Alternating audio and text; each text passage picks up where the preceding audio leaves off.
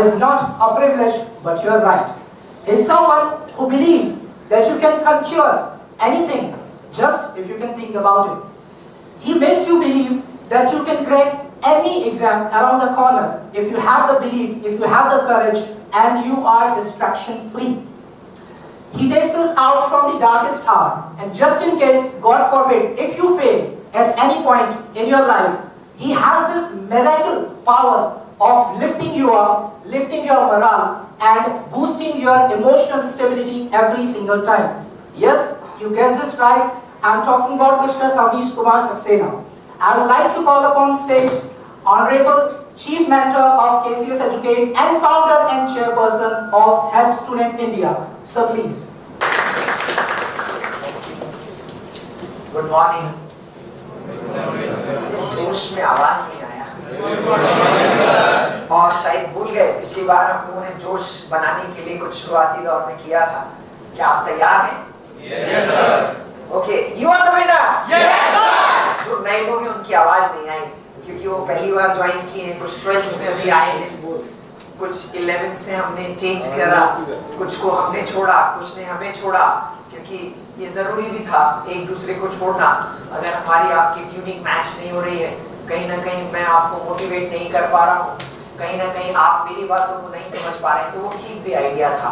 तो कुछ नए लोगों ने भी ज्वाइन किया है, तो नए लोगों के लिए सूचना है कि हम लोग क्लास शुरू होने से पहले भी ऐसे ही करते हैं, जिससे कि क्लास जब शुरू हो तो एक जोश आ जाए, हम रिफ्रेश फील करें। तो इसीलिए फिर से यस सर बुलाएं। You are the winner. Yes sir. You are the winner. Yes sir. सारा कुछ है दिमाग, जितना इसको कंट्रोल किया उतना ही जीवन में आनंद है। और पिछली बार का लेक्चर कई लोगों ने अटेंड किया था, तो मैं बताया था बड़ा मुश्किल से मैं लेक्चर देने आया हूं, और इस बार भी अगर मैं लेक्चर देने आया हूं तो मैं आपको एकदम सच बताता हूं कि मैं अपने को मोटिवेट करने के लिए आया हूं, क्योंकि एक साल फिर से चलना है आपके साथ, और हर उस लेक्चर पे हर क्षण जब आपसे मुलाकात हो, हर क्षण जब आपसे बात हो, तो मैं आपको जागृत कर पाऊं और वो चीजें दे पाऊं जिससे आप जीवन में सफल हो सके। और सफलता का फंडामेंटल मेरा बिल्कुल क्लियर है। सफलता का मतलब है आप कितने प्रतिदिन खुश हैं। Every day how much you are happy. जब आप इस लेक्चर हॉल में बैठे हुए हैं, इस लेक्चर को सुनते सुनते आप कितने खुश हो रहे हैं। आप जबरदस्ती नहीं बैठे हुए हैं, आपका मोबाइल स्विच ऑफ है, बज नहीं रहा है, आप पूरी तरह फोकस्ड हो गए, जिस मोमेंट में हैं, जहां हैं, जैसे हैं, जो कर रहे हैं उसी में आप हो गए और सिर्फ उसी का चिंतन कर रहे हैं। तो इसका मतलब ये है कि आप सबसे खुश और सबसे सफल इंसान हैं। तो ये जो लेक्चर जब शुरू होता है, यानी हम लोग इसको त्योहार बोलते हैं, festival for KCS. 2 bar he festival होता है साल में, एक बार जब हम शुरुआत करते हैं और एक बार जब आपका रिजल्ट आता है। तो 2 सेलिब्रेशन हम लोग करते हैं, और जिसमें सबसे महत्वपूर्ण होता है यही आज का सेलिब्रेशन। क्यों? क्योंकि यहाँ से जो हम पूरे साल भर करेंगे वो सारा कुछ हमारे सामने एक सफलता के रूप में दिखाई देता हुआ नजर आएगा। तो अगर हम प्रतिदिन अगर सफलता की तरफ चलते चल रहे हैं, और सफलता का पैमाना मैंने बताया जो आज अभी इसी लेक्चर से होगा, यानी आप इस लेक्चर में अभी बैठे बैठे कितने खुश हैं, कितने आनंदित हैं, उससे तय होगा कि आप पूरे साल भर क्या करने वाले हैं। उससे तय होगा कि 2024 में जब रिजल्ट आएगा तो आपके साथ क्या होने वाला है। पहले मैं बताता था लोगों को कि किसी को सक्सेस चाहिए तो एक 100 का स्केल लो और उसको 3 पार्ट में डिवाइड करो, एक 90%, एक 7% और एक 3%। ये पुरानी थ्योरी थी मेरी, और तब मैं ये बताता था कि 90% किसकी वजह से आपकी सक्सेस है, सिर्फ और सिर्फ आपकी वजह से। 7% किसका कंट्रीब्यूशन है आपकी सक्सेस में, तो मैं बताता था पेरेंट्स का कंट्रीब्यूशन। 3% किसका कंट्रीब्यूशन है आपकी सक्सेस में, टीचर्स का। यानी जबकि आप सबसे ज्यादा फोटो आपके साथ जब आप सफल हो जाते हैं तो मेरे साथ लगी हुई दिखाई देती है, यानी हमारे और टीचर्स फैकल्टीज के साथ लगी हुई दिखाई देती है, लेकिन सबसे कम कंट्रीब्यूशन है हमारा आपकी सक्सेस में। ये स्केल मैंने जमाने पहले बनाई थी, तब जब मैं चिंतन करता था तो ये एकदम जीवन का सत्य है कि 90% hard work from your side to get the success.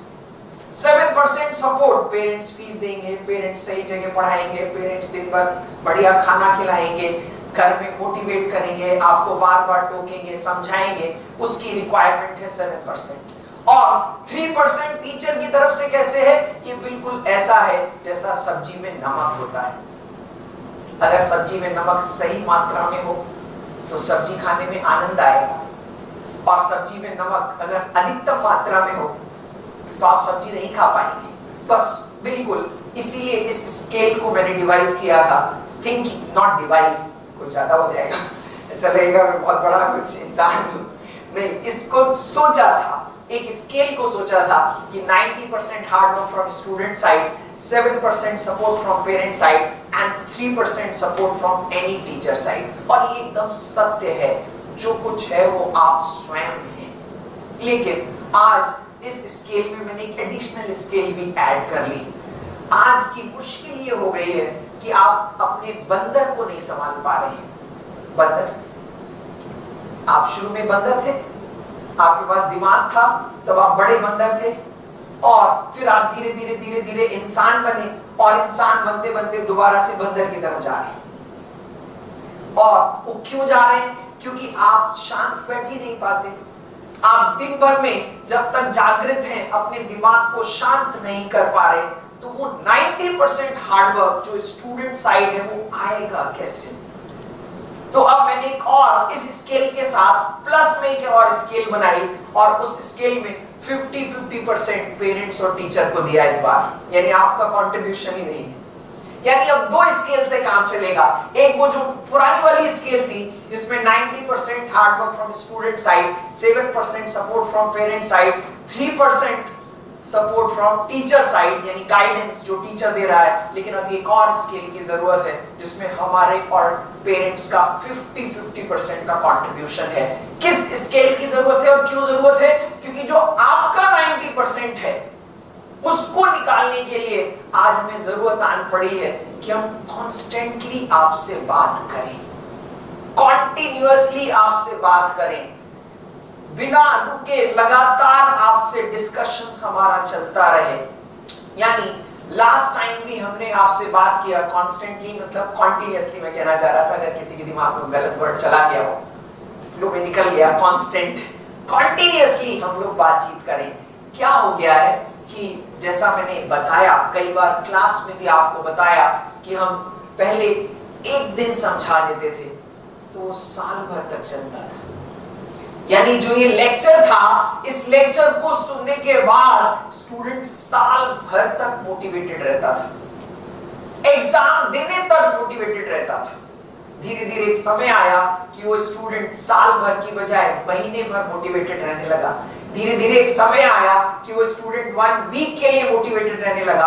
और आज तो समय ये आ गया है कि हमने आज के लेक्चर में आपको मोटिवेट किया, आज के लेक्चर में आपको जागृत किया, आज के लेक्चर में आपको समझाया, पता लगा अगले लेक्चर तक आपका वो मोटिवेशन गायब है। ये सारा क्यों हो रहा है? ये सारा सच में हमारी जो वेव्स थी उसको हमने इलेक्ट्रॉनिक्स जो वेव है, इलेक्ट्रोमैग्नेटिक जो वेव्स हैं, उनसे इन्फरेंस करा दिया है। और कॉन्टिन्यूअसली जो इलेक्ट्रॉनिक डिवाइसेस हैं वो हमारे दिमाग को शांत नहीं होने दे रहे हैं। और कहीं ना कहीं लास्ट टाइम भी जब हमने आपसे चर्चा की थी तो यही बात की थी कि हमें कहीं ना कहीं इलेक्ट्रॉनिक्स डिवाइस को क्या करना पड़ेगा? जीरो। अभी कुछ दिनों पहले एक पेरेंट से बात हो रही थी और मैं एकदम लाइव चर्चा करता हूँ, मैंने बार बार बोला, हाँ कहानियां जरूर आएंगी, कई बार सुनी हुई कहानियां भी हो सकती हैं, बट मैं अपने तरीके से रखूंगा। और कई बार लोग पूछते हैं कहानियों से क्या फर्क पड़ता है?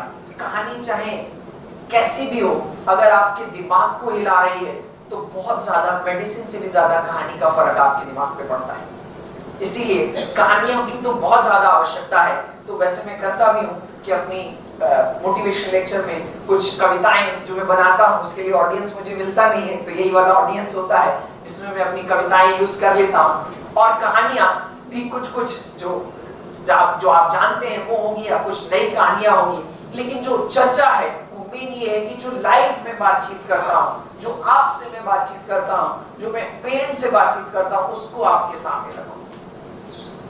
बहुत सावधानी की जरूरत है। 2023 आपके लिए टर्निंग पॉइंट ऑफ लाइफ है।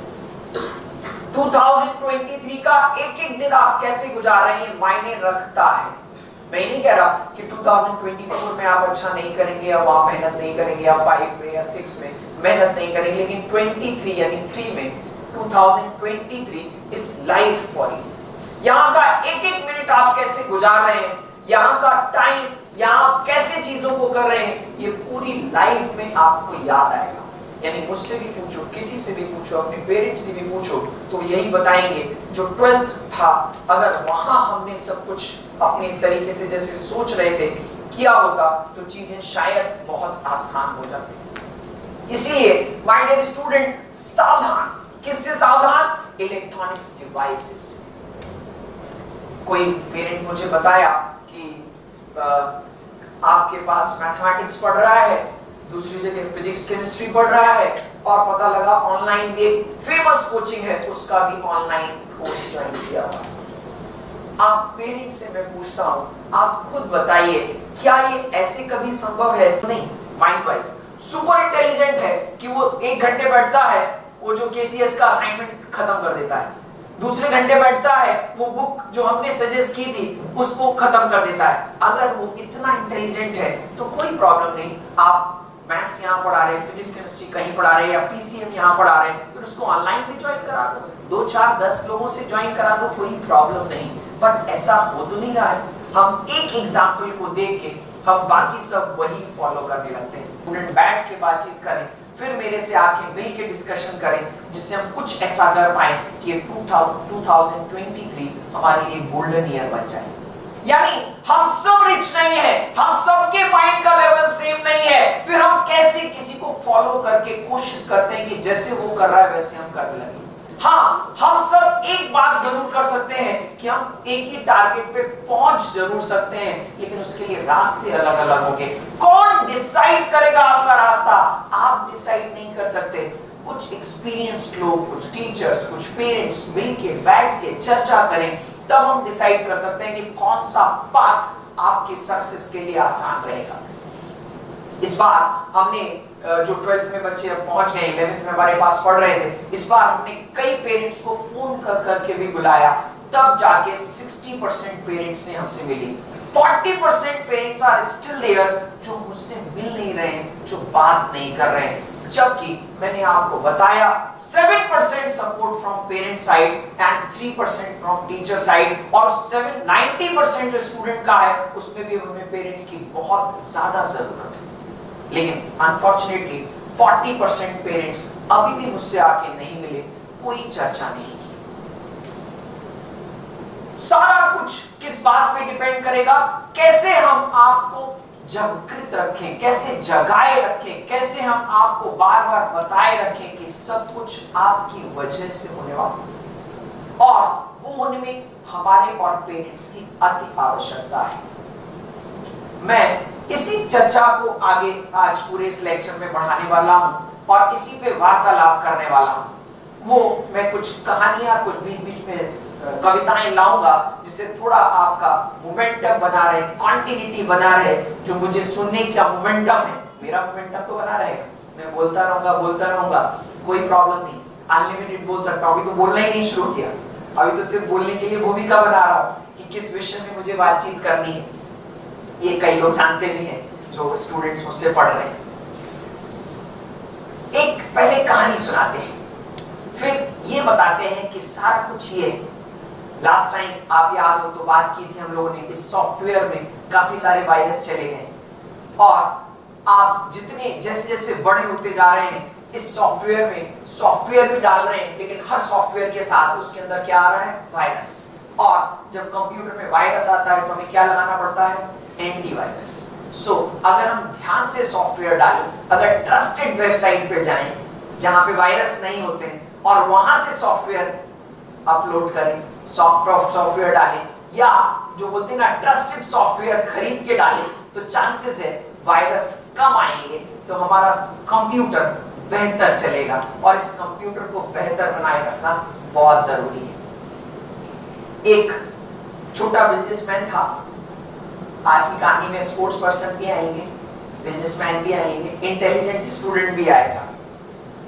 एक छोटा बिजनेसमैन था, उसका बिजनेस धीरे धीरे धीरे डाउन होने लगा, और धीरे धीरे जब डाउन होने लगा तो बहुत पजल्ड होने लगा, बहुत परेशान होने लगा, चिंतित होने लगा कि कैसे कैसे क्या करेंगे, कैसे जो टीम है उसको संभालेंगे।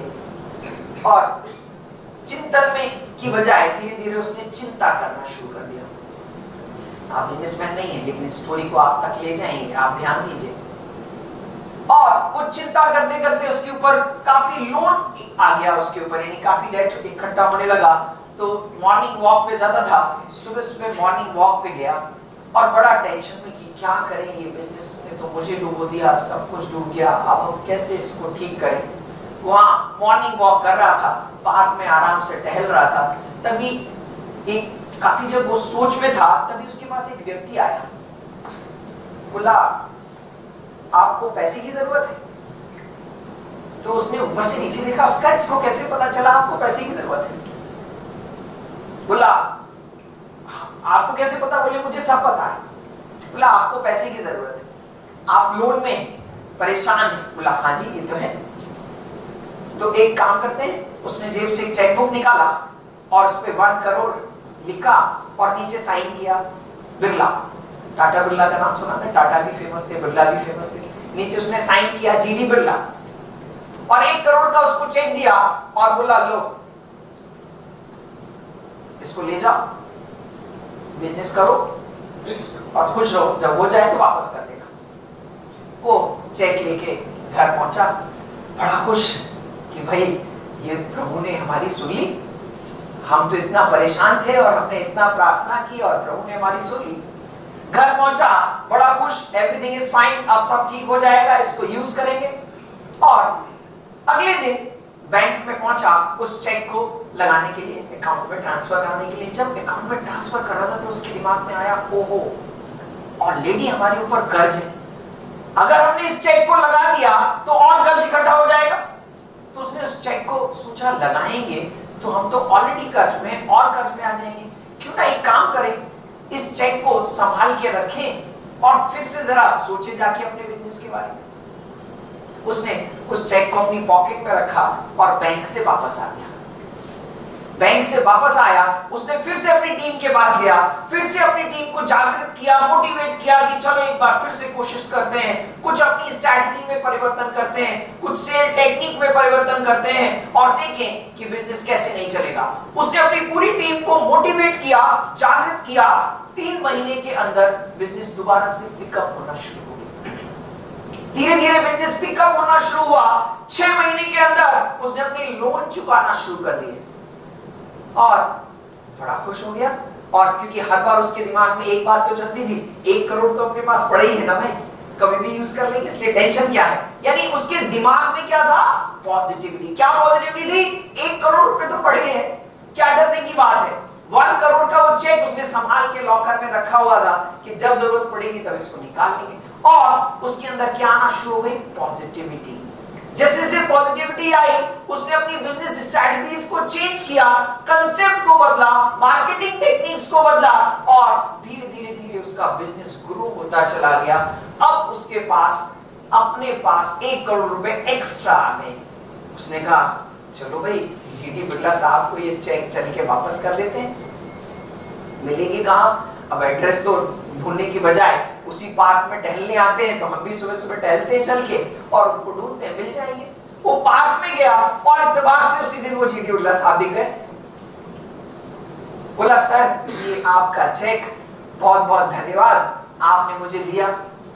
तब तक दौड़ती हुई पीछे से एक नर्स आई, उसने जीडी बिरला साहब को पकड़ा, अरे चलो इधर क्या कर रहे हो? तो वो आदमी बोला जिसको 1 करोड़ का चेक मिला था, अरे बिरला साहब को चेक तो वापस कर लेने दो। बोले कोई बिरला बिरला नहीं है, ये पागल है। बोला ये पागल है, इसको चेक बांटने में खुशी मिलती है तो हम लोग थोड़ी छूट दिए हुए, तो इसीलिए हम लोग इसको ये काम करने देते हैं। बोला हाँ जी चेक बांटो। तो ये कोई बिरला बिरला नहीं है सर, अगर आपको कोई तकलीफ पहुंची हो तो सॉरी। और वो नर्स उसको पकड़ा और जो वैन होती है इकट्ठा करके सबको ले जाने वाली जो मरीजों को, उसमें अकेले के चले। कौन क्या सोचो, बात बिजनेसमैन की थी, लेकिन लागू हम सब पे होती है, लागू स्टूडेंट पे भी होती है। थोड़ी सी पॉजिटिविटी क्या मिली, सब कुछ बदल गया। थोड़ी सी सिक्योरिटी क्या फील हुई, सब कुछ चेंज हो गया। जानते हैं क्यों? बताता हूं। कविता पे ध्यान दीजिएगा। ये कविता मेरा आज का पूरा लेक्चर है। ओशियन चर्निंग सुना होगा, कहीं ना कहीं बच्चों ने भी कभी इंग्लिश या हिंदी की बुक में समुद्र मंथन सुना है नहीं? अरे वो ओशियन की चर्निंग की गई, देवता और असुरों ने मिलके किया, फिर उसमें से विष निकला और उसमें से क्या निकला? अमृत। ये लेक्चर मेरा आज इसी कविता पे बेस्ड है। सागर सा है मन तेरा, कैसा मन है? सागर। सागर सा है मन तेरा और समुद्र मंथन सा है जीवन तेरा। सागर सा है मन तेरा और समुद्र मंथन सा है जीवन तेरा। असंख्य लहर, असंख्य सोच की उठती लहरें इसमें, असंख्य सोच की उठती लहरें इसमें, जो कभी उगलती विष इसमें और जो कभी उगलती अमृत इसमें। यानी आपका दिमाग में क्या है? अनलिमिटेड स्पेस है, सागर की तरह। आप डेली इसको क्या कर रहे हैं? Journey, ocean journey. क्या ढेर सारी सोच उत्पन्न हो रही है, जिसमें से कभी कोई पॉजिटिव सोच है और कभी कोई नेगेटिव। सागर सा है मन तेरा, समुद्र मंथन सा है जीवन तेरा। असंख्य लहरें सोच की उठती इसमें, जो कभी उगलती विष इसमें और कभी उगलती अमृत इसमें। जो थाम कर इन लहरों को, आखिरी लाइंस पे ध्यान दीजिएगा, रोकना है, इसको संभालना है, स्टॉप करना है। जो थाम कर इन लहरों को गोता लगा गहराइयों में जाओगे, जो थाम कर इन लहरों को गोता लगा गहराइयों में जाओगे, तो पाकर मोती बुद्धि रूप का, तो पाकर मोती बुद्धि रूप का अमृत पान कर पाओगे, कर पाओगे। और फिर खुद को सफल बना, ना जाने कितनों को सफल बनाओ।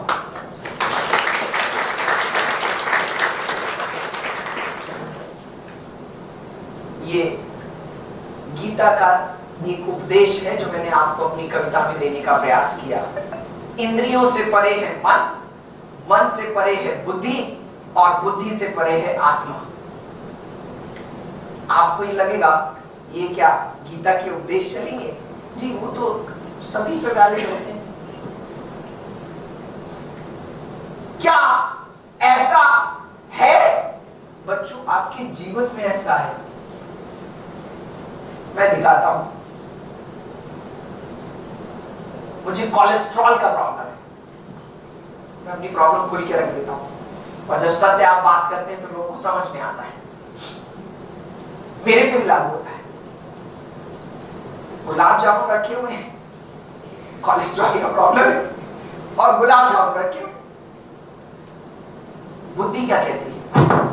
मत खाओ भैया, मत खाओ। मन क्या कहता है? आहा कितने टेस्टी गुलाब जामुन है, मुंह में पानी आ रहा है। मन को रोक रही है बुद्धि, इंद्रियां, धीरे धीरे हाथ बढ़ रहा है। मैं बोलता हूं, घर पे बोलता हूं कि ये जो टेबल है ब्रेकफास्ट वाली, इसमें ऐसी चीजों के डब्बे कृपया ना रखें।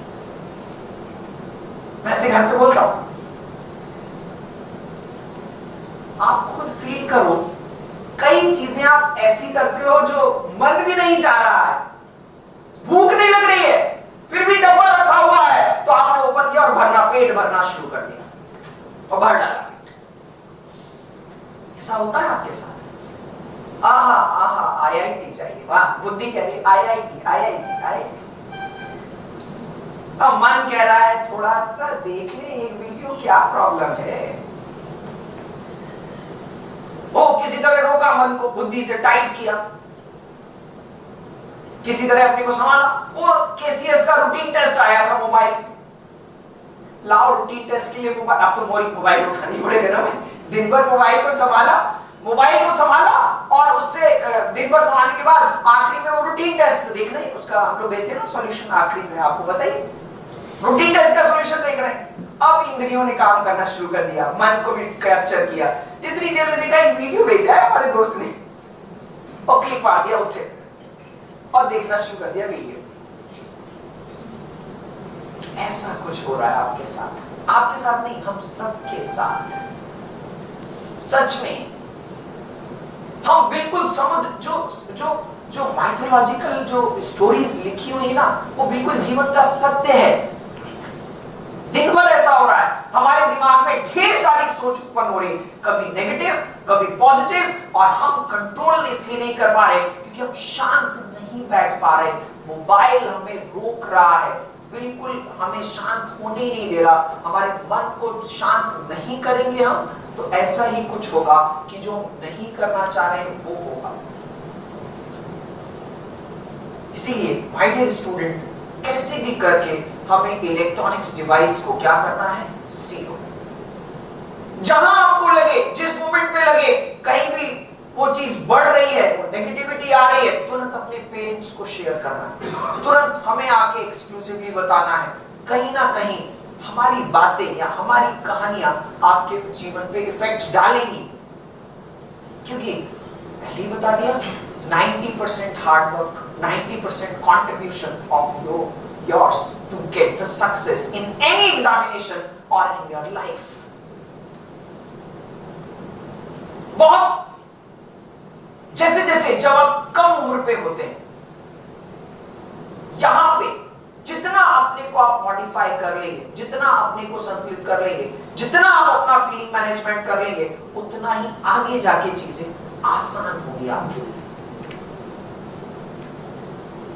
माइंड का काम है, माइंड को कैसे यूज कर रहे हैं इस पे चर्चा आवश्यक है। इसको शांत कैसे करें, इस पे हमें ध्यान देना है। तो इसलिए कई बार लोगों को मैंने कुछ सोने का आइडिया दिया, कई बार लोगों को मैंने जागने का आइडिया दिया। लोग मुझे बोलते भी हैं कि ये मैथ्स पढ़ाते हैं, मोटिवेशन लेक्चर लेते हैं। मैं तो बोलता हूं भैया मैं मैथ्स नहीं पढ़ाता, मैं मोटिवेशन लेक्चर ही लेता हूं। हाँ, अभी कुछ परिवर्तन आ गया। 2013 का मैं रिजल्ट देख रहा था तो 90% लोग टॉप कॉलेज को ज्वाइन किए थे अपने पास, यानी करीब 78 स्टूडेंट थे और 78 में 72 बेस्ट कॉलेज में गए। बहुत थोड़े से बच्चे लेते थे उस समय हम लोग। 2013 में 72 बच्चे देख रहा था, उसमें 41 तो आईआईटी गए। क्यों? क्योंकि मुझे अच्छी तरह याद है उस बैच में एक पल्लव गोयल नाम का स्टूडेंट था, शायद नाम भी सुना होगा, मैं कई बार उस नाम को यूज करता रहता हूं। उसको बोला फेसबुक बंद कर दो, तो उसने तुरंत फेसबुक पे लिखा आज से सर ने बोला है क्लोज 2 साल तक फेसबुक का कोई यूज नहीं। उसको बोला मोबाइल का यूज नहीं करना है, उसने मोबाइल का यूज 0, उसने ऐसा कर दिया। और 2013 में वो आईआईटी कानपुर से पढ़ा, उसका स्कोर क्या था 10 आउट ऑफ 10। बाहर यूनिवर्सिटी ऑफ शिकागो में पढ़ रहा है, उसका एमएस में स्कोर क्या है 4 आउट ऑफ 4। ब्रॉन्ज मेडल मिला था उसको ओलंपियाड। यानी आपको क्या करना पड़ेगा, भरोसा। जब हमने आपको बोल दिया कि कैसे पढ़ना है, उस बात को वैसे ही फॉलो करते चले जाना। हमने बोला कि हम कोई भी चैप्टर शुरू करें तो सबसे आसान बुक फिनिश, फिर उससे बेहतर, फिर उससे बेहतर, फिर उससे बेहतर। यानी करीब अगर हम मैथमेटिक्स की बात करें तो हम लोग क्या चर्चा करते हैं कि पहले एनसीईआरटी जिसमें कुछ है ही नहीं, अच्छा कुछ है ही नहीं तो इसी को पहले खत्म कर लो या खुद खत्म कर लो। यानी पढ़ने का सही तरीका क्या है कि अगर मैं आपको फंक्शन चैप्टर पढ़ाने जा रहा हूं, आपको पहले से पता है आपको सबसे सिंपल बुक से फंक्शन चैप्टर पढ़ के खत्म करना चाहिए। जो लोग कहते हैं नहीं साहब एनसीईआरटी क्यों, अरे भाई किसने कहा एनसीईआरटी से कुछ भला हो जाएगा, मैथमेटिक्स की एनसीईआरटी पढ़ के आईआईटी के लिए, बट वो तो सबसे न्यूनतम है, वो तो सबसे कम है, तो why not finish it first. आपके बीच में बैठे हुए 10% लोग हैं सावधान कर रहा हूं मैं 90% को। आपके बीच में बैठे हुए 10% लोग ऐसे हैं जिन्होंने एनसीईआरटी से फिजिक्स, केमिस्ट्री, मैथ्स खत्म कर दी, आप ही के बीच में 12th की। अब आप सोचिए, आप कंपटीशन करना चाह रहे हैं बाकी के साथ। अभी किसी वीडियो में पूछा जा रहा था कितना पढ़ना चाहिए, उस स्टूडेंट ने जवाब नहीं दिया। कहता जितना पढ़ना चाहिए, जितना पढ़ सकते हो, मैक्सिमाइज करो। ऑप्टिमाइज करने की जरूरत नहीं, मैक्सिमाइज करो। क्यों? क्योंकि भाई हम जितना हमारे पास कंटेंट है वो अनलिमिटेड जैसा दिखाई देता है। अगर हमने क्वेश्चंस, वैरायटी ऑफ क्वेश्चंस को सॉल्व करना शुरू कर दिया तो जेईई एडवांस का पेपर डिफिकल्ट नहीं लगेगा। सो कितना पढ़ना चाहिए? अनलिमिटेड। कैसे पढ़ना चाहिए? हमने अगर आपको बोला, हमने कोई चैप्टर शुरू किया तो सबसे सिंपल बुक से खुद खत्म करके बैठ जाओ। फिर उसके बाद उससे जुड़ी हुई बुक अगर कोई और भी स्कूल में होती है, जैसे मैथ्स में बोलते हैं कोई लोग आरडी शर्मा, तो ठीक है, उस पे अल्टरनेट क्वेश्चन करके बैठ जाओ क्योंकि उसमें क्वेश्चंस बहुत सारे। फिर हमने आपको जेईई मेन की बुक दी, वो सॉल्व कर लो। फिर आपको जेईई एडवांस की बुक मिली, वो भी सॉल्व कर लो। वो जब सॉल्व हो जाए तो मेरे से आके पूछो कि अब क्या करना चाहिए। हर एक के लिए सेम सॉल्यूशन नहीं हो सकता। अगर मैंने किसी विद्यार्थी को कोई बुक बताई है तो जरूरी नहीं कि आपको भी वही बताऊंगा। क्यों? क्योंकि according to your level we will decide what is better for you. ये डिफरेंस आ गया कि 2013 में जब वो स्टूडेंट जिसकी बात कर रहा था या जो जिस बैच की बात कर रहा था, वहां पहले स्टूडेंट मुझसे पूछने आते थे कि साहब ये करना ठीक रहेगा हमारे बच्चे के लिए? यस, तब वो उसको फॉलो करते थे। अभी पेरेंट्स कैसे आते हैं, हमने अपने बच्चे के लिए कर लिया है, धन्यवाद, बताने आते हैं। ये डिफरेंस आ गया। इसीलिए जो सिलेक्शन का परसेंटेज है वो ऑल ओवर इंडिया फॉल कर रहा है। लेक्चर लेता था मैं 2000 में, तुम्हें पता क्या बोलता था? उस समय बहुत कम सीट्स थी, करीब 3500 के आसपास सीट थी जेईई एडवांस वाले में, जो अब करीब 15-16 हजार के आसपास हो गई, मतलब 16,000 के आसपास है जेईई एडवांस में सीट। तब मैं बोलता था मोटिवेशन लेक्चर में कि पूरे इंडिया में 1 लाख लोग तैयारी कर रहे हैं, 1 लाख, जिसमें 40,000 सीरियस हैं जेईई एडवांस के लिए, जिनको आईआईटी चाहिए उससे कम में नहीं मानेंगे। और सीट सिर्फ कितनी थी? 3500 है। और मैं बोलता था 40,000 अप्रोक्सीमेटली आर सीरियस कि बस इससे कम में नहीं मानेंगे। यानी आपकी लड़ाई, तब मैं बोलता था 1 लाख के साथ नहीं है, सिर्फ कितने लोगों के साथ है? 40,000। जेईई मेन में अभी सेकंड वाला अप्लाई हुआ है, करीब 11 लाख के आसपास लोगों ने अप्लाई हो गया है। पिछले फर्स्ट वाले में 9 पॉइंट समथिंग बच्चे अपियर किए थे फर्स्ट राउंड में। अभी मिला के जो नए एप्लीकेशन आए हैं, बता रहे हैं अप्रोक्सीमेटली 11 लाख लोग अप्लाई करेंगे। 11 लाख जेईई मेन में अप्लाई करेंगे और उसमें से जेईई एडवांस के लिए 2.5 लाख क्लियर कराना है कि वो 2.5 लाख एग्जाम दे, लेकिन उस 2.5 में से 1.5 लाख एग्जाम देंगे। और you would be surprised to know कि मेरा वो लेक्चर 2000 वाला आज भी वैलिड है। 11 लाख लोगों में सिर्फ 40,000 सीरियस हैं जिनको आईआईटी चाहिए और उससे कम में नहीं मानेंगे। कौन कह रहा है कंपटीशन बढ़ रहा है? ओनली 40,000 सीरियस है। कैसे पता? मैं प्रूफ पे बात कर रहा हूं। मैं कुछ भी ऐसे नहीं कि मेरी थ्योरी है, मैंने कुछ नहीं बनाया। मैं हर चीज पे प्रोसेस ढूंढ के उसके थिंकिंग प्रोसेस के साथ आपको उसको बताने का प्रयास करता हूं। Only 40,000 students are there. क्यों? क्योंकि आपको जान के सरप्राइज होगा कि जो कट ऑफ जेईई में था 25% जो बच्चा लाया उसको भी आईटी मिल गया।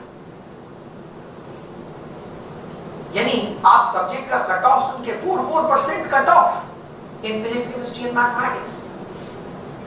यानी 1,50,000 के आसपास स्टूडेंट बैठ रहे हैं, जबकि 2.5 लाख स्टूडेंट बैठा ले थे। और उसमें भी जो बैठ रहे हैं उसमें भी जो टॉप 40,000 है, वो जो 40,000 तक रैंक दी जा रही है, वो सिर्फ 17% और 18% पे रैंक दी जा रही है। सो आप अंदाजा लगाइए कि ये एग्जाम आसान हुआ या डिफिकल्ट? कोई परिवर्तन नहीं है। वो कहते हैं ना, घोर कलयुग आ गया है। घोर कलयुग में बोला कि प्रभु को आप बस कुछ पल याद कर लीजिए, प्रभु के दर्शन हो जाएंगे। प्रभु के दर्शन कराते हैं आपको। एक फेमस डॉक्टर मार्क करके उनका नाम था।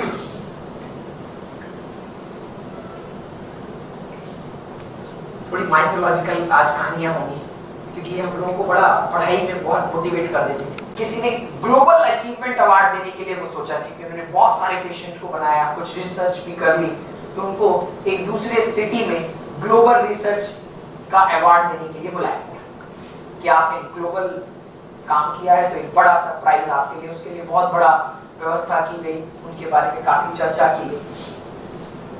तो उन्होंने फ्लाइट पकड़ी और उस सिटी में जाने के लिए फ्लाइट ली और चल दिया। रास्ते में मौसम खराब हो गया। मौसम खराब हुआ तो पता चला बड़ा टेंशन में कि आज मुझे ग्लोबल अवार्ड मिलने वाला है और ये क्या, आज ही मौसम को खराब होना था। डॉक्टर साहब को बड़ा गुस्सा आया अपने ऊपर। बीच में उनको उतरना पड़ा, यानी जो नियरेस्ट एयरपोर्ट था जहां उनको जाना था उसके पास कहीं वो उतरे। अब जब वो एयरपोर्ट पे उतरे तो उनसे पूछा गया, उन्होंने पूछा कि भाई अगली फ्लाइट कब है, कोई अगली फ्लाइट बताओ जिससे मैं उस टाइम तक मुझे। बोला जी अगली फ्लाइट तो पता 10 घंटे बाद होगी और मौसम का भी कुछ पता नहीं। तो डॉक्टर साहब बड़ा टेंशन में आ गए। बोले जी आज तो मुझे प्राइज मिलने वाला था, दुनिया जानती कि कौन है डॉक्टर मार्क, और ज्यादा मेरा नाम हो जाता। तो वहीं पे एयरपोर्ट पे किसी ने बताया कि आप टैक्सी ले लो और आप 3-4 घंटे में आप अपनी मंजिल पे पहुंच जाएंगे। तो डॉक्टर साहब ने एयरपोर्ट से बाहर निकले और टैक्सी लेके, टैक्सी नहीं इनफैक्ट उन्होंने कार ले ली, कार हायर कर लेते जो मतलब रेंट पे आपको कार मिल गई और आप उसको कार रेंट पे ली और साहब चलना शुरू कर दिया अपनी गंतव्य की ओर, अपने मंजिल की तरफ। मौसम बहुत खराब था, थोड़ी दूर डॉक्टर साहब चले, कुछ 50 किलोमीटर के आसपास, इतना ज्यादा खराब था कि बहुत ज्यादा स्टॉर्म जैसा हालात की गाड़ी को चला ही नहीं जा सकता और अब रास्ते पे उन्हें कुछ भी दिखाई भी नहीं दे रहा था। बहुत ज्यादा इरिटेटेड हो चुके थे, बहुत ज्यादा थक गए थे। उन्होंने देखा सामने कोई छोटा सा हट टाइप बना हुआ है और वहां जाके उन्होंने गाड़ी रोकी और उस हट में गए और उनसे बोला, नॉक किया इनफैक्ट कि भाई हमें थोड़ी देर रुकने देंगे क्या, मौसम बहुत खराब है और थोड़ा जब मौसम ठीक होगा हम चले जाएंगे। तो एक लेडी आई, उसने दरवाजा खोला, आइए बैठिए। उनके लिए बढ़िया सी चाय बनाई, कुछ रखा और फिर जाके वो लेडी प्रेयर कर रही थी, फिर अपने मेडिटेशन में जुड़ गई। डॉक्टर साहब ने देखा कि लगातार मेडिटेशन करे जा रही है। फिर मेडिटेशन थोड़ा सा रुका, फिर डॉक्टर के पास बीच में पूछा, सर कुछ और तो नहीं चाहिए? बोला नहीं जी सब ठीक है। एक बात बताइए, आप इतनी देर से हम आपके पास बैठे हुए हैं, आप लगातार मेडिटेशन कर रहे हैं, ये क्या है? और ये जो आपका लड़का है ये भी कुछ लेटा हुआ है, इतनी देर से उठ भी नहीं रहा है। बोला जी ये इसको कैंसर हुआ है और ये बीमार है, हमारे पास इतना पैसा नहीं है कि हम इसका इलाज करा सके। किसी ने बताया कि कोई डॉक्टर मार्क है, फेमस कैंसर स्पेशलिस्ट, तो हमारे पास पैसा नहीं है तो हम क्या कर रहे हैं, हम प्रभु से लगातार प्रार्थना कर रहे हैं, किसी तरह डॉक्टर मार्क से मिलवा दो, डॉक्टर मार्क से मिलवा दो, डॉक्टर मार्क से मिलवा दो। डॉक्टर मार्क रोने लगे उसी समय। बोले ओहो क्या प्लानिंग बनाई है प्रभु, पहले प्लेन में उड़वाया, कहते प्राइज दिलाएंगे, लालच, और फिर उसके बाद प्लेन को रुकवाया, वाह वाह, और फिर अब इन्हीं के घर पे भेज दिया। तो उन्होंने फिर उस ओल्ड लेडी को बताया मैं ही डॉक्टर मार्क हूं, और फिर डॉक्टर मार्क ने उनका इलाज किया और वो ठीक हो गया। अच्छा, इसमें पढ़ाई की बात कहां से आई? ऐसा लग रहा है कि हम लोग प्रभु की तरफ चले, ऐसा भी लग रहा है। हाँ, प्रभु की तरफ चले। एक गीता में आपने श्लोक सुना होगा, कर्मण्येवाधिकारस्ते मा फलेषु कदाचन मा कर्मफल हेतुर्भूर् माते संगोस्ते कर्मण्य। घोर कलयुग है ये जेई के रेस्पेक्ट। जो टॉप 100 रैंक आ रही है 1 to 100, उसमें घोर कलयुग नहीं है। वो फिक्स है, वो पहले भी पढ़ते थे, आगे भी पढ़ेंगे, आने वाले अगले जमाने में भी पढ़ेंगे। घोर कलयुग किसके लिए? Middle class. वो बताया ना, अंबानी और मिडिल क्लास। घोर कलयुग किसके लिए? मिडिल क्लास, जो अमीर को देख के टिप बढ़ा लेता है अपनी, और जो गरीब की सहायता भी करना चाह रहा है। मिडिल क्लास बड़ा मुश्किल है। सो मैक्सिमम स्टूडेंट किस कैटेगरी में आ रहे हैं? Middle class. और मिडिल क्लास के लिए घोर कलयुग है सब। वो उस कहानी से हमें क्या शिक्षा मिली?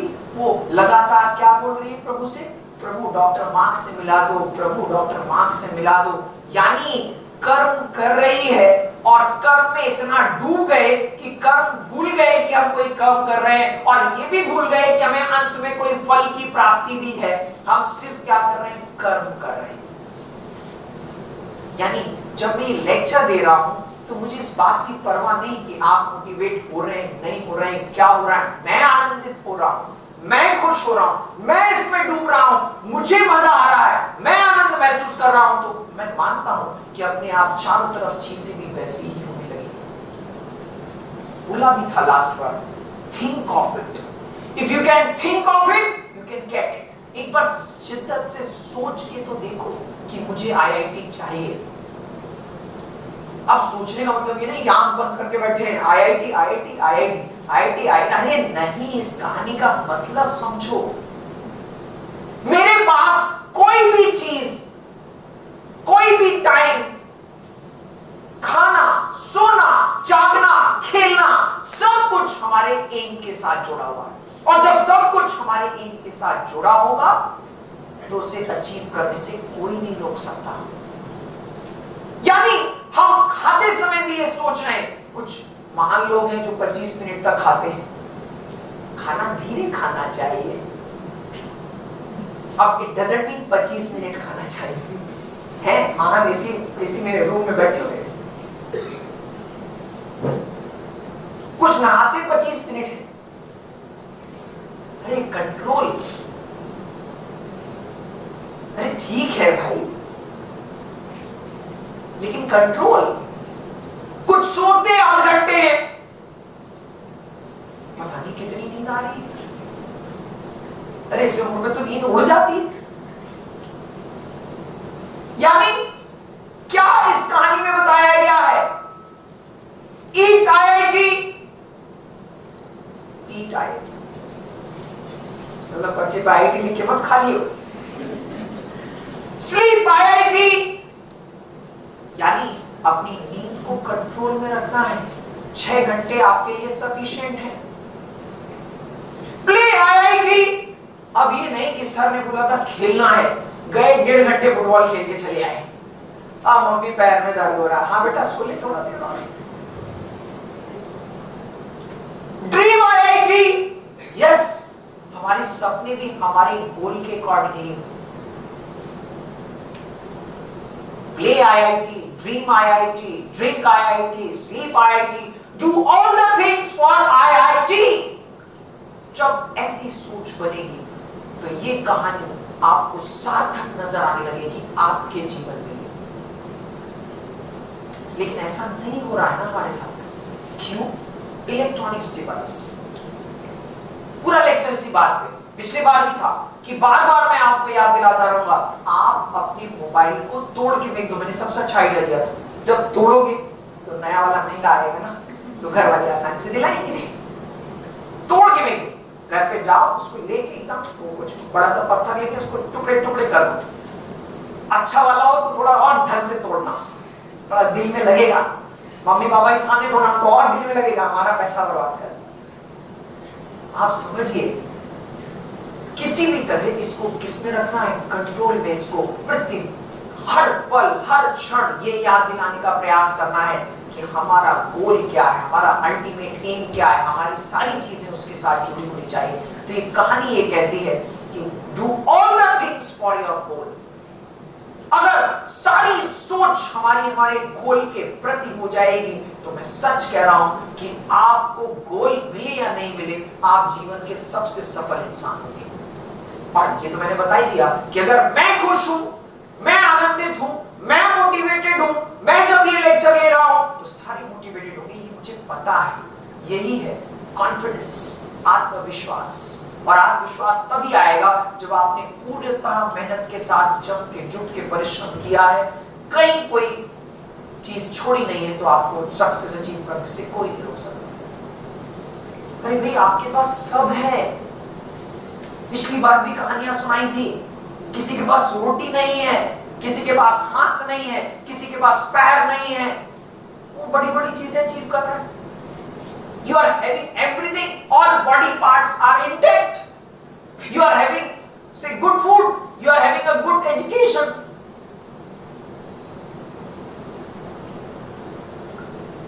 एक बच्चा 8 साल का, वो अपने भाई, उसका भाई 10 साल का, दोनों को एक डब्बे में केरोसिन भर के दिया। ठंड के दिन थे और टेम्परेचर -7 डिग्री तक चला जाता था उस एरिया का। अलास्का का नाम सुना होगा आपने, इससे भी नीचे चला जाता है। ठंड के दिन होते थे तो उस समय हीटर वगैरह वहाँ अवेलेबल नहीं थे, तो क्या लकड़ियाँ जलाई जाती थी। तो जब स्कूल का क्लास शुरू होने वाला होता था तो कुछ बच्चों की ड्यूटी लगा दी जाती थी कि वो क्लास शुरू होने के आधे घंटे पहले जाएंगे, वहाँ वो लाइट लकड़ियाँ जलाएंगे और उससे थोड़ा सा वहाँ गर्मी हो जाएगी। तो जब क्लास शुरू होने वाला हो, जो टीचर्स वगैरह सब आने वाले हो, बच्चे आने वाले, तो रूम कंफर्टेबल हो जाएगा। 8 साल का बच्चा और एक 10 साल का बच्चा, उनकी ड्यूटी उस दिन कि भाई जाना है, लकड़ियों पे केरोसिन डालना है और माचिस लगा के उसको रूम को हीट अप करना है। एक 8 साल का बच्चा और उसका भाई 10 साल का और उसकी एल्डर सिस्टर, तीनों चलती है स्कूल। और स्कूल में पहुंच के एल्डर सिस्टर कुछ और दूसरे रूम में काम करने के लिए बच्चों की ड्यूटी होती थी। अभी आज मैं देख रहा था किसी न्यूज चैनल पे, इस स्कूल में इस प्रिंसिपल ने इस बच्चे से झाड़ू लगवाई, केस ठोक दिया। मेरा स्कूल होगा तो मैं तो टॉयलेट भी साफ कराऊंगा। I will train each and every student. कितनी खराब बात होती है जब मैं अपने यहाँ बच्चों को टॉयलेट यूज करते हुए देखता हूँ। जब भी टॉयलेट में जाइए तो गंदा हो जाता है, जबकि हम सबकी जिम्मेदारी है, जिसने टॉयलेट यूज किया वो साफ छोड़ के जाए। बट ऐसा हमें सिखाया नहीं जाता। लेकिन और हम अपनी को तुलना करते हैं डेवलप्ड कंट्रीज से कि हम उनके जैसे बन जाए। हमारे बच्चे तो पहले उनके जैसे बनेंगे तब ना। 90% बच्चे ही नहीं जानते हैं जो अच्छे पब्लिक स्कूल्स में पढ़ रहे हैं हाउ टू यूज टॉयलेट। क्या हाउ टू यूज टॉयलेट का फर्क पढ़ाई पे पड़ता है? बिल्कुल पड़ता है जी। फीलिंग मैनेजमेंट, बहुत फर्क पड़ता है। वो 8 साल का बच्चा और उसका भाई दोनों और सिस्टर के साथ स्कूल पहुंचे और उनको वो रूम हीट अप करना था। सिस्टर दूसरे रूम में कुछ काम कर रही थी, उसको साफ सफाई की दूसरे रूम की सौंपी गई थी। ड्यूटी होती थी स्टूडेंट्स की डे बेसिस पे। तो ये 8 और 10 साल के दोनों बच्चे, दोनों ने लकड़ियां रखी और उस पर केरोसिन डाला और जैसे ही माचिस लगाई, बड़ा जोर से आवाज हुई। क्यों? किसी ने केरोसिन की जगह गैसोलीन रख दिया था उस डब्बे में। तो केरोसिन नहीं गैसोलीन था, तो जैसे ही पूरा डाला एकदम से आग लगी। वो दोनों बच्चे पास खड़े थे। जो उसका भाई था 10 साल का, वो तो वहीं डेथ हो गई उसकी। और ये जो 8 साल का था, इसके दोनों पैर पूरी तरीके से जल गए, लगभग जाने की स्थिति में था। उसको उठा के हॉस्पिटल ले जाया गया तो डॉक्टर ने धीरे से उसकी मदर को बोला, बच भी सकता है, नहीं भी बच सकता है। और अगर बच गया तो चलेगा तो नहीं, ये बात है। क्योंकि टो गायब हो गए थे, दोनों पैर के घुटनों के ऊपर से नीचे तक का सारा मांस गायब हो गया था। बहुत बुरी हालत थी। 5-6 महीने बाद जब वहां हॉस्पिटल से ठीक होके निकला तो एक पैर छोटा भी हो गया दूसरे के कंपैरिजन में। मतलब कुछ उसको ज्वाइन वाइन करने में हड्डी वगैरह, एक पैर छोटा हो गया। 8 साल का बच्चा। जब डॉक्टर हॉस्पिटल में था तो डॉक्टर ने एक बार मदर से पूछा भी, क्या इसके पैर काट दें तो ज्यादा ठीक रहेगा, नहीं तो इन्फेक्शन बढ़ सकता है। तो मदर ने कहा, अगर नहीं काटे तो कितना रिस्क है? बोला 5% रिस्क है अभी भी। 5% है तो मत काट। उसकी मदर ने ऐसे बोला, मत काट, रहने दे। वो 8 साल का बच्चा जब 6 महीने हॉस्पिटल से निकला, घर पहुंचा तो अपनी मदर से बोला मुझे लेटना नहीं है, वॉक करना है। डॉक्टर कह चुके थे वॉक नहीं कर पाएगा, चल नहीं पाएगा, बहुत मुश्किल होगी इसके लिए और बहुत सारा टाइम लगेगा। वो अपनी जिद पे था। धीरे धीरे धीरे अपने बिना मदर को बताए चुप के धीरे धीरे बेड से उठना, घिसटना, टॉयलेट की तरफ जाना, फिर वापस आना। किसी दिन दीवार पकड़ के धीरे धीरे चलना, टॉयलेट की तरफ जाना। एक दिन मदर उसके रूम में पूछी और देखा अरे ये तो दीवार पकड़ के चल। उसको डांटा, उसने नहीं मदर ये तो बहुत दिनों से कर रहे हैं। आत्मशक्ति देखिए, आपका आत्मबल देखिए, ये सब आपके कमांड में है, आपको कुछ करना है। वो धीरे धीरे धीरे बॉल पकड़ के टॉयलेट जा रहा था। उसकी मदर ने देख लिया तो मदर ने उसको डांटा, बेटा मना किया होगा। नहीं मदर, मैं तो आई एम डूइंग इट। बोला सच में? हाँ जी। तो फिर ठीक है, बाहर घूमते। मदर बड़ा इंपॉर्टेंट चीज है क्या? नहीं, इसका मतलब फादर नहीं, ऐसा नहीं इस कहानी में। तो मदर ने कहा ठीक है, बाहर घूमते। बाहर धीरे धीरे धीरे उसने वॉक करना शुरू किया। वॉक करने में पैर में दर्द हो रहा था। वॉक करने में क्या हो रहा था? पैर में बहुत दर्द हो रहा था। तो उसने क्या करा, एक दिन दौड़ के देखा कि शायद दौड़ के देखने में मजा है। जब थोड़ा सा दौड़ के देखा तो दर्द नहीं हो रहा है। उसने एक काम करते हैं, अब से वॉक नहीं करेंगे, अब से दौड़ेंगे।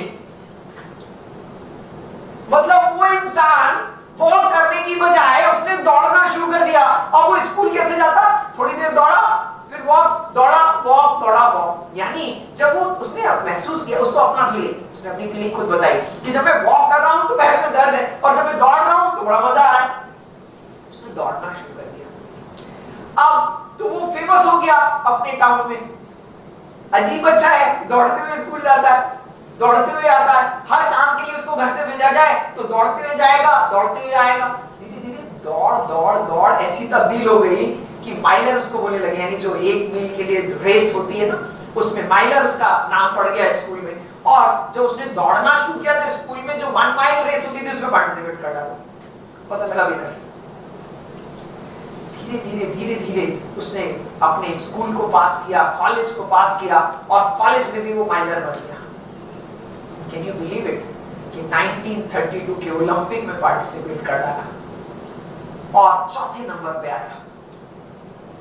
1932 के ओलंपिक में चौथे नंबर पे आया और उसने जो रेस थी उसमें वर्ल्ड रिकॉर्ड बनाया। उसके बावजूद भी आ गया क्योंकि उससे अच्छा रिकॉर्ड और लोगों ने बना दिया। यानी वर्ल्ड रिकॉर्ड और बड़ा बन गया। जो पहले वर्ल्ड रिकॉर्ड था उसको तोड़ा उसने। 32 में 4th नंबर में आने के बाद 36 में उसने फिर से पार्टिसिपेट किया और इस बार 2nd नंबर यानी उसको सिल्वर मेडल मिला। यानी आप अंदाजा लगाइए, जिसके पास कुछ नहीं होता वो क्या क्या अचीव कर ले रहा है। जिसके पास सब कुछ है वो सो रहा है। नहीं, मैं किसी की तरफ देख के नहीं बोल रहा, मुझे पता है कौन सो रहा है। अभी छुट्टियां हुई हैं तो लोग 8-8 घंटे सो रहे हैं, 10 घंटे वाले भी, मुझे पता भी और ये आप जानते भी हैं कि आप अलग से आके मिलिए तो मैं आपके बारे में सत्य बता दूंगा। जो पेरेंट्स मुझसे मिले हैं वो याद करें कि अगर आपने मुझे कुछ नहीं बताया, स्टूडेंट ने कुछ नहीं बताया, फिर भी मैंने उसके बारे में बताया, उसकी वजह सिर्फ एक है, क्योंकि मैं आपसे कनेक्टेड हूं, मैं आपसे जुड़ा हुआ हूं। आप समझिए, आपके पास सब कुछ है फिर भी आप डरते हैं। इस कहानी से क्या शिक्षा मिली? हर बार हार कर भी जीत जाता हूं मैं। हर बार हार कर भी जीत जाता हूं मैं, क्योंकि हर हार से ना हारने की एक नई युक्ति सीख जाता हूं।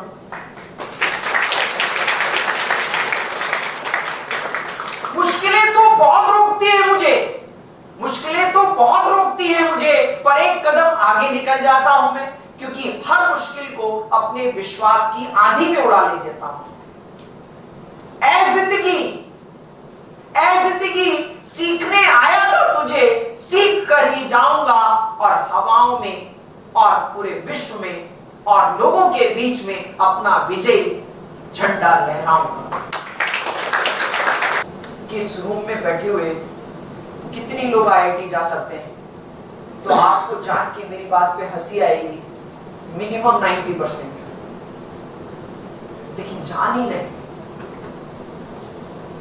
इतना आसान सिलेक्शन, इतना सरल, इतने कम मार्क्स पे सिलेक्शन, यानी जो जेईई एडवांस का पेपर आया था, जो उसमें क्वेश्चंस आए थे, अगर उसमें जो हम 8 इंटीजर क्वेश्चंस थे, अगर सिर्फ उन्हीं पे फोकस कर लेते मैथमेटिक्स के पेपर में, उसको सॉल्व कर लेते, तो हम कहीं ना कहीं 40-45% मार्क्स पे पहुंच जाते ओवरऑल।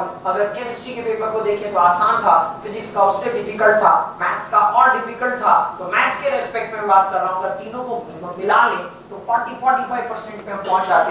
और आपको पता ही होगा कि प्रतीक त्रिपाठी का परसेंटेज कितना था, 50%, जितना आप सोच रहे हैं।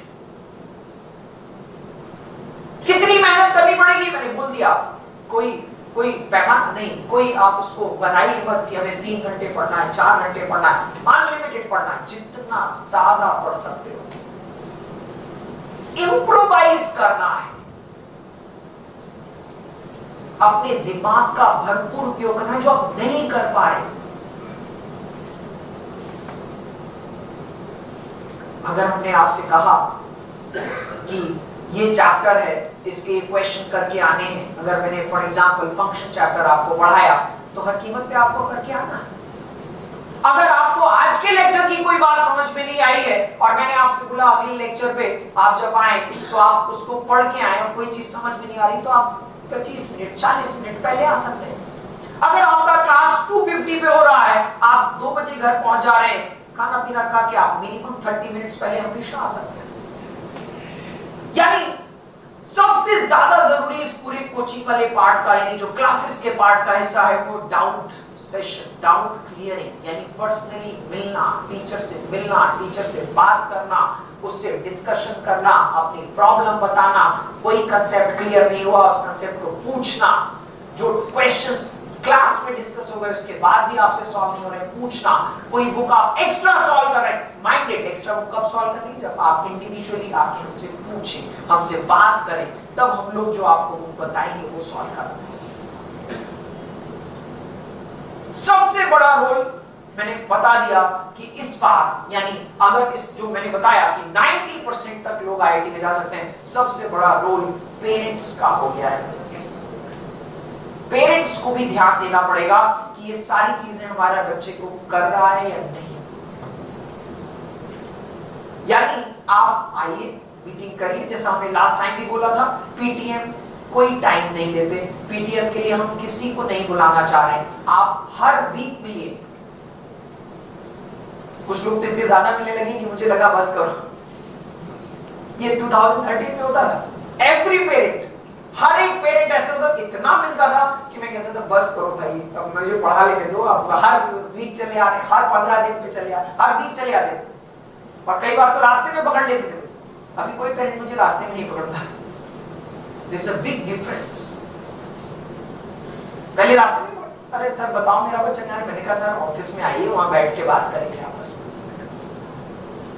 अभी सब बिजी, कैसे बिजी जरा दिखाते हैं। एक मैनेजर बैठा हुआ था अपनी ऑफिस में, एक हाथ में फोन लगाया हुआ है, जो लैंडलाइन वाला फोन होता है, ऐसे कान में लगाया हुआ था, और अपने कंप्यूटर कुछ कर रहा है। 2 लोग सामने बैठे हुए थे, वो दिखा रहा है बिजी। 2 लोग बेचारे, सर 1 मिनट सुनिए ना, अरे रुकिए ना, फोन पे लगा हुआ है और अपने कंप्यूटर पे कुछ कर रहा है। थोड़ी देर बाद पूछता, हाँ भाई बताओ क्या काम है। सर मैं लाइनमैन हूँ, आपका फोन ठीक करने आया हूँ। सर मैं कंप्यूटर वाला हूँ, आपके कंप्यूटर में कोई प्रॉब्लम है, वो ठीक करने आया हूँ। They are so much busy।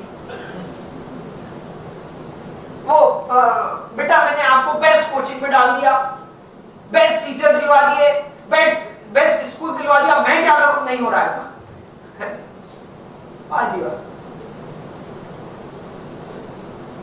वो मम्मी लगी हुई है मोबाइल पे, व्हाट्सएप चैट पे, बच्चा आके कुछ पूछे, हाँ बेटा कर लो। बच्चे ने कहा मम्मी हम थोड़ा मूवी देखें, हाँ बेटा है क्या क्या क्या बोली, बाद में याद आ रहा है मूवी बोले, हम सोचिए पढ़ने की बात कर रहा है भाई।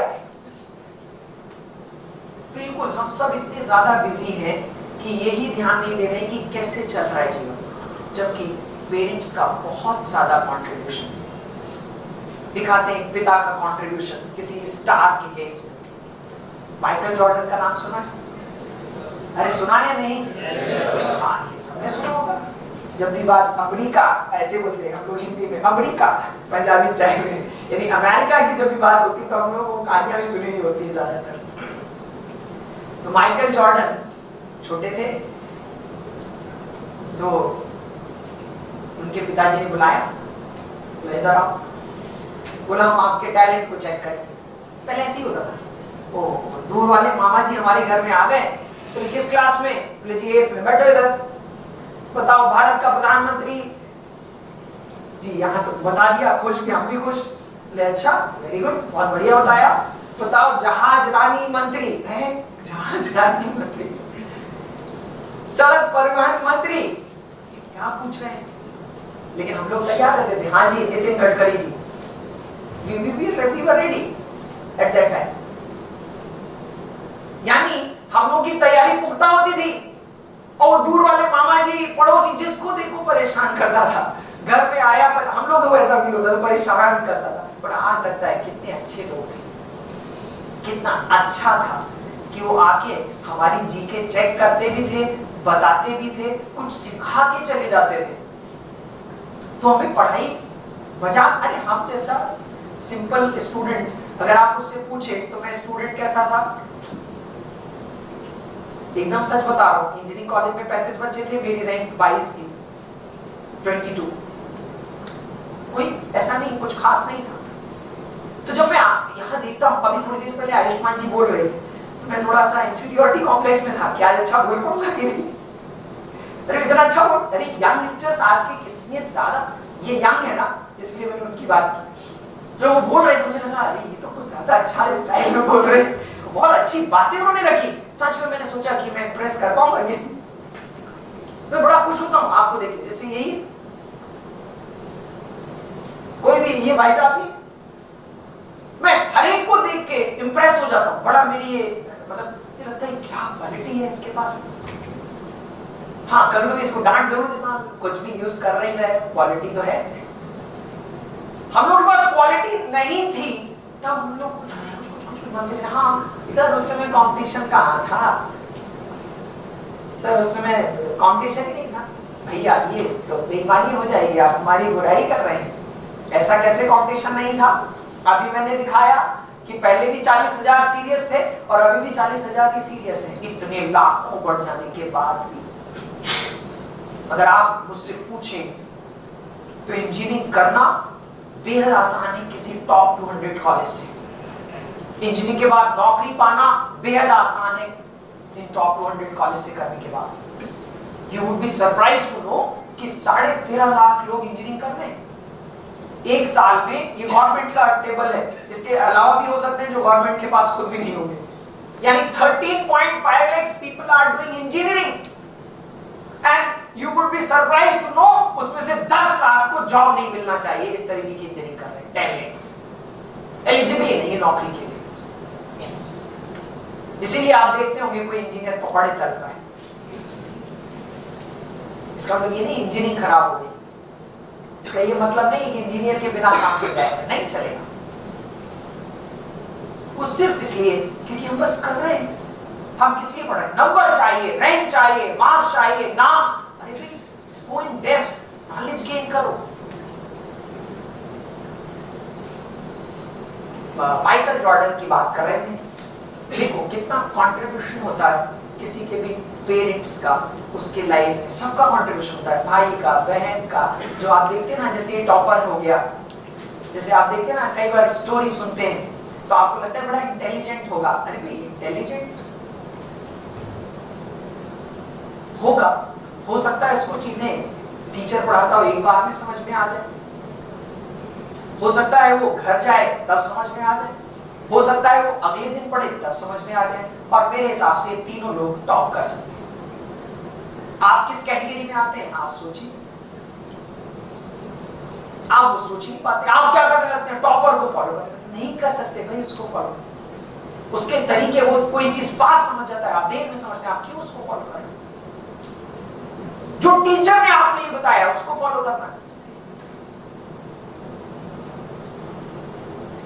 बहुत ज्यादा कंट्रीब्यूशन, यानी मैं बता रहा हूं किसी को भी अच्छा करने के लिए किसकी जरूरत है? Proper environment. और प्रॉपर एनवायरनमेंट कहां पे आपको सबसे ज्यादा अच्छा मिलना चाहिए? घर में।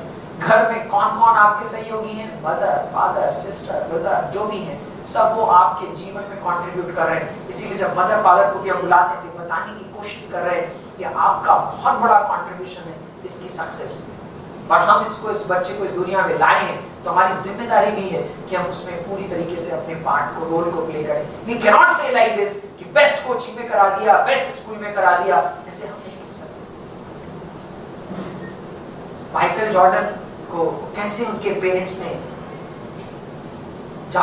देखा कि कैसे क्या टैलेंट है हमारे बच्चे के पास, इसको बोलते हैं इम्प्रोवाइजेशन। यही आपको करना है। सबके पास माइंड है, बस इस माइंड को सही तरीके से यूटिलाइज करना है। अच्छा, कब कर पाएंगे? फिर से याद दिला दूं, इलेक्ट्रॉनिक्स डिवाइस से दिन भर में खाली टाइम होना चाहिए, खाली बैठे चिंतन कर रहे हैं, कुछ नहीं तो बढ़िया स्टोरी सोच रहे हैं, अपने को मान लिया आई एम फलाना, अरे छोटा मोटा नहीं मानना है तो बड़ा मान लो, मुकेश अंबानी मान लो, अपने को मान लिया और बैठ के डे ड्रीमिंग कर रहे हैं। वो फार फार बेटर है किस बात से?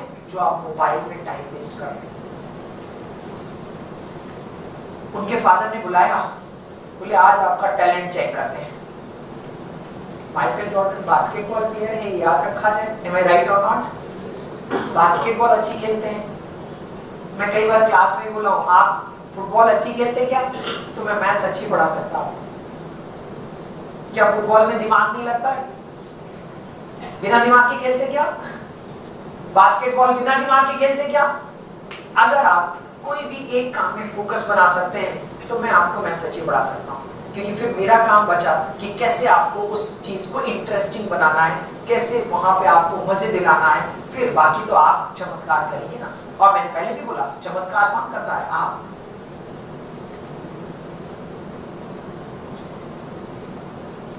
तो उनके फादर ने बुलाया, बोला ये टी शर्ट है, कितने की होगी? बोला $1। बोला इसको $2 में बेच के आओ तो मैं मानूंगा आपके पास टैलेंट है। चैलेंज स्वीकार किया और उस टी शर्ट को बढ़िया से धोया, साफ किया, प्रेस किया, और प्रेस करने के बाद उसको रेडी करके मार्केट में ले गया। 6 घंटे तक उसने ट्राई किया और 6 घंटे बाद वो टी शर्ट किसी ने $2 में खरीदी, क्योंकि साफ सुथरी प्रेस करी हुई थी। घर आके अपने फादर को $2 दिए, बोला जी। फादर ने कहा वेरी गुड। फादर ने कुछ दिनों बाद फिर बुलाया, बोला ये टी शर्ट कितने की होगी बताओ? बोला पापा $1। बोला जाओ इसको $20 में बेच के दिखाओ तो जाए। बोला 20? बोला हो जाएगा? बोला हाँ हो जाएगा, आप चिंता मत करो। ऐसे सोचना है। सर ने कोई काम दिया, हाँ सर हो जाएगा, कितना भी टाइम लगे हम मेहनत करेंगे, हम डिवोटेड होंगे, हम पूरा टाइम उसमें लगाएंगे, हम सोचेंगे, चिंतन करेंगे। आपके पास बेस्ट माइंड है। Don't compare your mind with anybody else, you are having the best mind. उसने उस टी शर्ट को क्या किया, अपनी कजिन के पास गया। उस समय मिकी माउस बड़ा फेमस था, नाम सुना ही होगा, कार्टून। उस टी शर्ट में मिकी माउस बनवाया, मिकी माउस बनवाया और बढ़िया सा पेंटिंग कराई। यानी अब वो शर्ट $1 की तो नहीं रही भाई। मिकी माउस इतना फेमस था कि वो मार्केट में गया और मार्केट में एक स्कूल के पास खड़ा हो गया जहां छोटे बच्चे पढ़ते थे। जब उनके पेरेंट्स उन बच्चों को लेने आए, उसने टी शर्ट दिखाया, मिकी माउस वाला टी शर्ट, मिकी माउस वाला टी शर्ट। तो एक बच्चे को, छोटे बच्चे को पसंद आया, पापा पापा हमें लेना। तो उसके फादर ने बोला कितने की है? तो उसने बोला $20। तो बोला 20 लो प्लस 5 टिप भी लो, $25 में बेच के घर आ गया। उसके फादर ने कहा ये लो, बड़ा बढ़िया बात। थोड़े दिन बाद फिर पूछा, इम्प्रोवाइजेशन। कोई चमत्कार आपकी जगह नहीं करेगा, चमत्कार आपको करना है। ये बहुत जरूरी है, इम्प्रोवाइज करें अपने को। थोड़े दिनों बाद फिर बुलाया, बोला ये टी शर्ट कितने की है? पापा $1 की टी शर्ट हर बार देके पूछते हो कितने की है? $1 की है। बोले इस बार $200 में बेचना है। फादर ने बोला हो जाएगा? बोला हाँ हो जाएगा। उसने दिमाग लगाया, यानी सिद्धांत बाबू एक क्वेश्चन के डिफरेंट मेथड सोचने हैं, तब आईआईटी मिलेगा। अरे सिद्धांत का नाम लिया, इसका मतलब ये थोड़ी कि आप उसको ही देख रहे हैं। सिद्धांत एकदम आ गए, हमारा आई कांटेक्ट हो गया, इसलिए नाम ले लिया। डिफरेंट मेथड सोचने हैं। जितने ज्यादा मेथड्स आपके पास होंगे, यही क्लास में सिखा रहे हैं, यही आपको समझना है। इस बार बोला $1 की टी शर्ट कितने में बेचना है? $200 है। उसने सोचा क्या करें। एक फेमस पॉप सिंगर का शो चल रहा था, फेमस थी उस समय वहां की, अमेरिका। वहां कंसर्ट में घुस गया, छोटा तो था ही, बच्चा था, तो किसी तरह एंट्री मिल गई, घुस गया।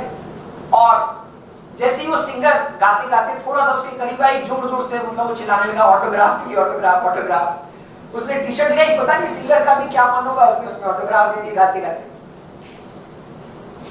जैसे ही कंसर्ट खत्म हुआ, भीड़ जा रही थी, जोर जोर से चिल्लाने लगा पॉप सिंगर के ऑटोग्राफ की हुई टी शर्ट, पॉप सिंगर की ऑटोग्राफ की हुई टी शर्ट दिखाने लगा।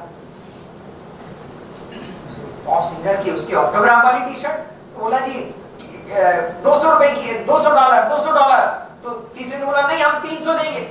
200 वाला लेने आया, तो दूसरे ने बोला नहीं हम 300 देंगे। चौथा बोला नहीं हम 500 देंगे। धीरे धीरे करके किसी ने बोली लगा दी $2000, और टी शर्ट उसने $2000 में सेल की।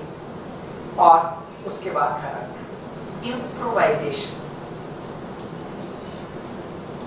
इम्प्रोवाइजेशन चाहिए। हमने कुछ पढ़ाया वो आखिरी सत्य नहीं है, आपने जो इम्प्रोवाइज किया वो है उसके अंदर का सही तरीका। कोई भी आईआईटी क्यों जा रहा है?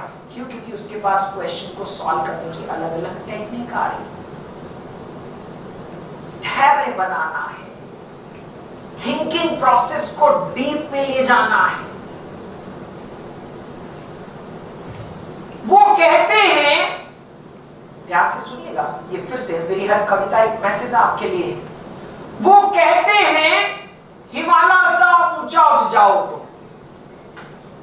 वो कहते हैं हिमालय सा ऊंचा उठ जाओ तुम। वो कहते हैं सागर सी गहराई लाओ तुम। वो कहते हैं गंगा सी अविरल धारा बन जाओ तुम। मैं बोला ये होगा कैसे, ये भी तो बतलाओ तुम। मैं बोला ये होगा कैसे, ये भी तो बतलाओ तुम। वो बोलिए अपने अंदर हिमालय सा धैर्य लाओ तुम। पेशेंस चाहिए। क्वेश्चन सॉल्व होगा कैसे नहीं, हम करेंगे, सर से मिलेंगे, बार बार बात करेंगे, दोस्तों से डिस्कशन करेंगे, सॉल्यूशन नहीं देखेंगे जो फटाक से देख लेते। वो कहते हैं अपने अंदर हिमालय सा धैर्य लाओ तुम। वो कहते हैं अपनी सोच में सागर सी गहराई लाओ तुम। वो कहते हैं अपने अंदर विश्वास की गंगा बहाओ तुम। फिर देखना चारों ओर प्रकाश ज्ञान का फैलाओगे तुम, और फिर खुद को सफल बना ना जाने कितनों को सफल बनाओगे।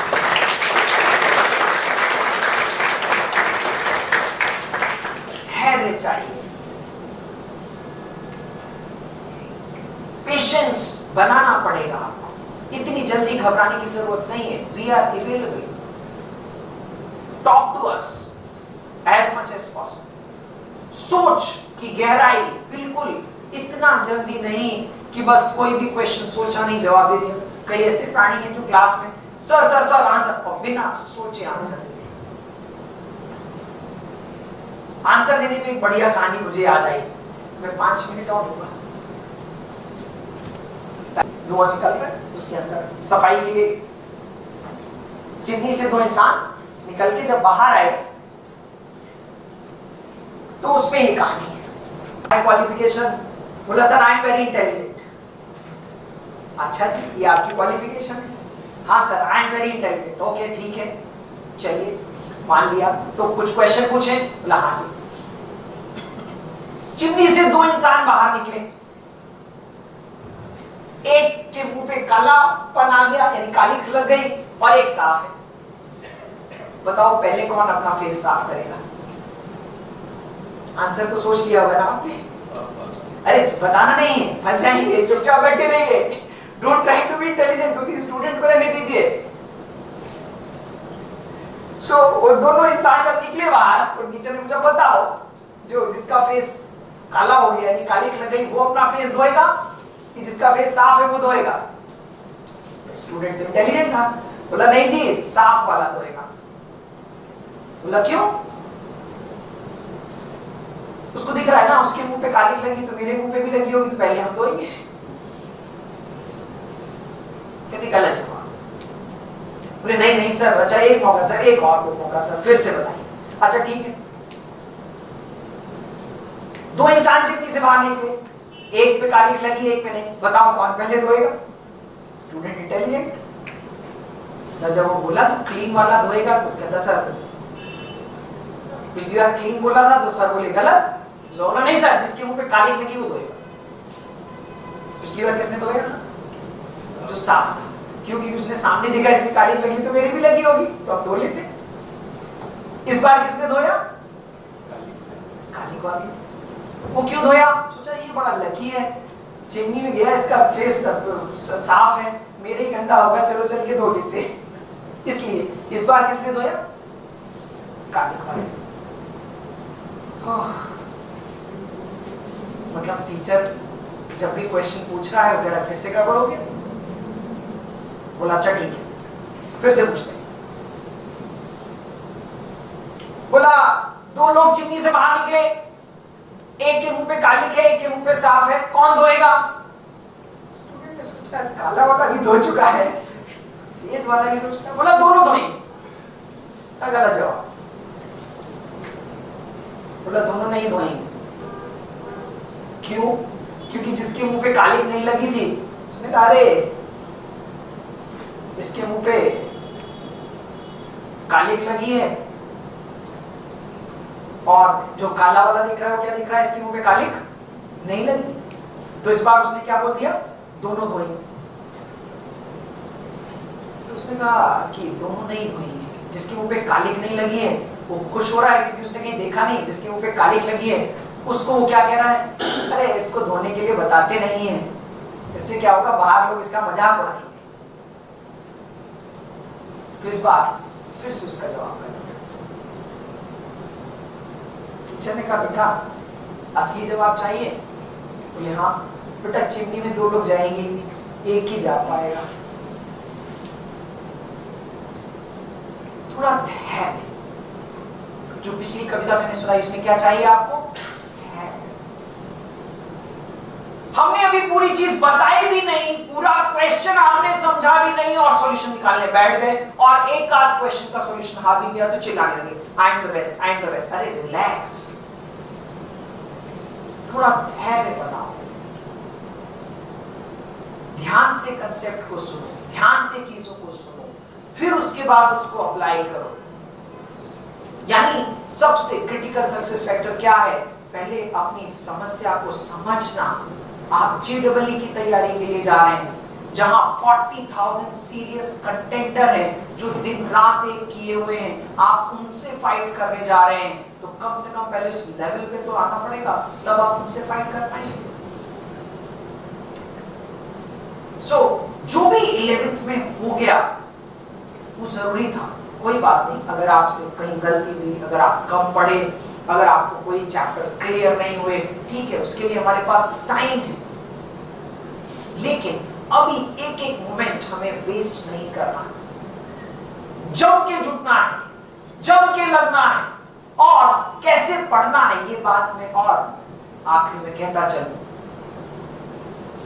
क्या अभी हम 12th का पोर्शन शुरू करेंगे? आप वैसे ही पढ़ेंगे जो मैंने बताया, सबसे सिंपल बुक पहले, फिर उसके सपोर्ट में कोई बुक, फिर अपना JEE मेन, फिर JEE एडवांस। जैसे ही अभी बीच में समर वेकेशन मिलेगा, ब्रेक आएगा, आएगा कि नहीं, उसमें आपको क्या करना है? उस समर वेकेशन के ब्रेक में 11th के सिलेबस को जितना रिवाइज कर सकते हैं ज्यादा से ज्यादा कर लेना। यानी उस समर वेकेशन में उस 11th के सिलेबस को रिवाइज करेंगे, और फिर उसके बाद जब हम समर वेकेशन खत्म होगा, हम लोग कोशिश करेंगे कि आपका सिलेबस सितंबर एंड तक खत्म कर दें, और फिर सितंबर एंड के बाद हम 11th दोबारा पढ़ाना शुरू करेंगे। उस 11th के रिवीजन में सिर्फ और सिर्फ उसी को एडवांटेज मिलेगा जिसने समर वेकेशन में 11th को पढ़ लिया है। इसीलिए कोशिश ये करनी है कि हम 11th को इसी बीच में जब 12th पढ़ रहे हैं, कुछ कमजोर रह गया है, कुछ चैप्टर रह गए हैं, या आपने पूरा पढ़ा है तो रिवाइज कर लें, ये काम हमें करना है। यानी एक फ्रेश शुरुआत करनी है जब हम कल से क्लासेस बिगिन करेंगे। और फिर से आखिरी में ये संदेश आपको देना चाहूंगा, क्या कि इलेक्ट्रॉनिक्स डिवाइसेस से अपने को बचाना है। पेरेंट्स का हमें फुल सपोर्ट चाहिए। जब भी समस्या आ रही है आप हमसे मिलिए, बातचीत करिए, डिस्कशन करिए, और एक नई शुरुआत की तरह हम एकदम कल से बिल्कुल जुट जाना है, सब कुछ लगा देना है। और इस नई शुरुआत में एक कविता से मैं अपनी बात खत्म करूंगा, और फिर हम लोग जब मिलेंगे क्लासेस में तो हर दिन ऐसी बातचीत आपको मिलती रहेगी, क्योंकि मेरा मानना है जो कहानियां हैं वो दिमाग पे बेहतर असर डालती है। मेरा मानना है कि मैक्सिमम जो सिलेक्शन हो रहा है वो आपकी वजह से हो रहा है, तो मैं आपको जागृत करता रहूं तो मुझे नए नए सॉल्यूशंस क्लास में देखने को मिलते रहेंगे। आखिरी एक कविता आपके साथ शेयर करेंगे। नई उमंग है, नई तरंग है, नया सवेरा आया है। नया शुरुआत मानिए आप, यानी कल से जब हम क्लासेस को शुरू करें तो आप पहले से तैयारी में रहना है। नई उमंग है, नई तरंग है, नया सवेरा आया है, और हम सबके जीवन में असंख्य खुशियां भर लाया है। हम क्यों सोचे कल हुआ था क्या, हम क्यों सोचे कल होगा क्या।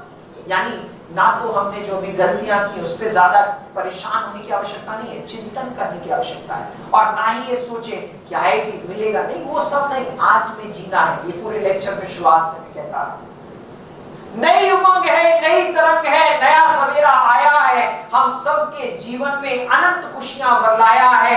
हम क्यों सोचे कल हुआ था क्या, हम क्यों सोचे कल होगा क्या।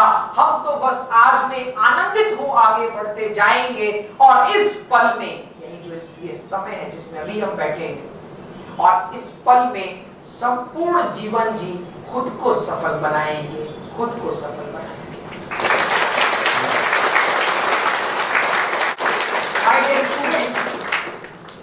बस एक ही रूल जो इस पूरी कविता, पूरी लेक्चर में मैंने बोला, हर पल को 100% जीने की कोशिश। जहां भी आपको लगे कि आप अपने रास्ते से भटक रहे हैं, जहां भी आपको लगे आपका मोटिवेशन लेवल कम हो रहा है, आप तुरंत मिलिए, बातचीत करिए, डिस्कशन करिए। Thank you very much, God bless you.